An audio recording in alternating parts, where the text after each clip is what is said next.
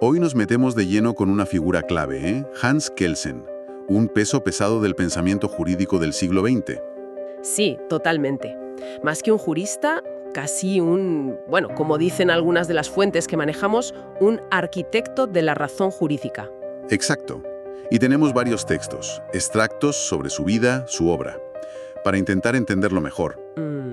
La idea es centrarnos en sus conceptos clave, sobre todo ese intento suyo casi una obsesión, ¿no?, por purificar el derecho. Ajá. Aislarlo de la moral, de la política, de lo social. ¿Qué buscaba realmente con eso? Porque además su vida, marcada por el exilio, el nazismo. Claro, es que no se puede separar. Su contexto es fundamental. Piensa en Viena, principios del siglo XX. Un hervidero. Totalmente. Él bebe del positivismo jurídico, esta idea de que el derecho lo creamos los humanos, no viene de la naturaleza ni de Dios. Y sobre todo le marca mucho el neocantismo. Ah, la distinción entre el ser y el deber ser. Exacto, el Sein y el Sollen. Para Kelsen, el derecho no describe cómo son las cosas, sino cómo deben ser. Prescribe conductas. Y él sintió que para hacer ciencia jurídica de verdad tenía que aislar esa estructura normativa, ese puro deber ser. Entendido. Y esa búsqueda de pureza pues culmina en su obra más famosa, La Reine Rechtslehre, la teoría pura del derecho, de 1934. Suena potente. ¿Lo es? Pero ¿cómo funciona esa pureza en la práctica? ¿Cómo intenta Kelsen construir esa estructura solo jurídica? Pues aquí viene yo diría lo más fascinante de su teoría, la estructura piramidal. La jerarquía normativa, eso es. Ve el ordenamiento como una pirámide.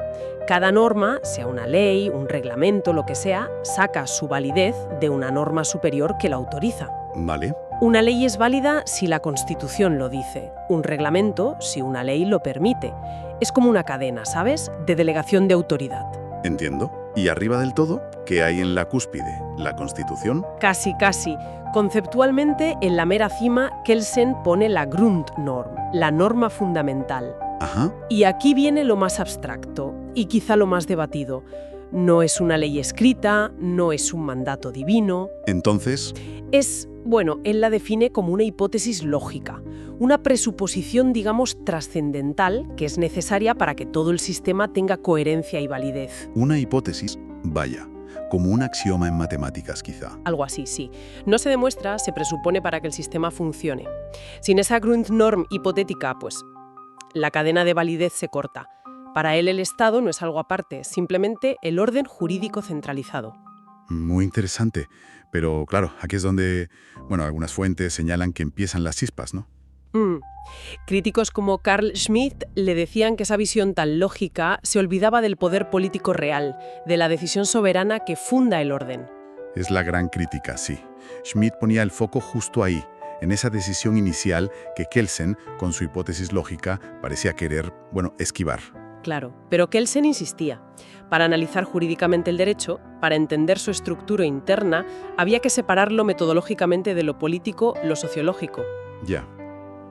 Y ojo, que aunque suene muy abstracto, su teoría tuvo un impacto práctico enorme. Ah, sí.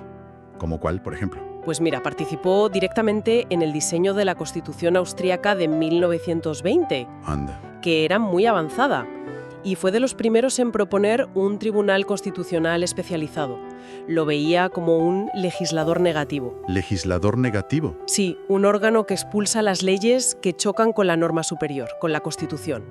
Una idea que hoy, está en casi todas partes. Desde luego. Luego, claro, su exilio por el nazismo, por ser judío, le llevó por Ginebra, Praga y acabó en Estados Unidos, en Harvard, en Berkeley.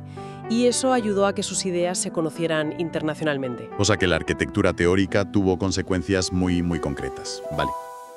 ¿Y hoy en día cómo aguanta el tipo su teoría? ¿Sigue siendo útil esa separación tan estricta? Pues mira, yo creo que su marco analítico sigue teniendo mucha utilidad.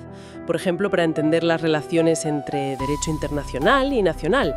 Él ya hablaba de una visión monista con primacía del internacional incluso. Interesante.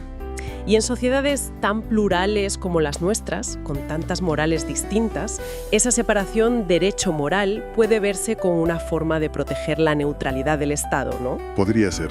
Ahora bien, Eso no quita que las críticas sigan ahí y se sigan debatiendo. Aparte de Schmitt, claro, está la crítica de Gustav Radbruch. Después de la experiencia nazi. Exacto.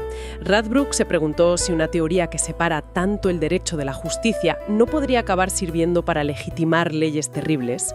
Se le acusó de formalismo, de crear una teoría fría, sin alma. Ya. Pero bueno, reconociendo el peso de esas críticas, su intento de dar rigor científico al estudio del derecho sigue siendo fundamental.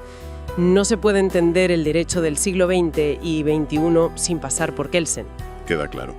En resumen, entonces, Kelsen nos deja ese intento monumental por entender la estructura formal del derecho, esa arquitectura invisible, como decíamos al principio. Eso es.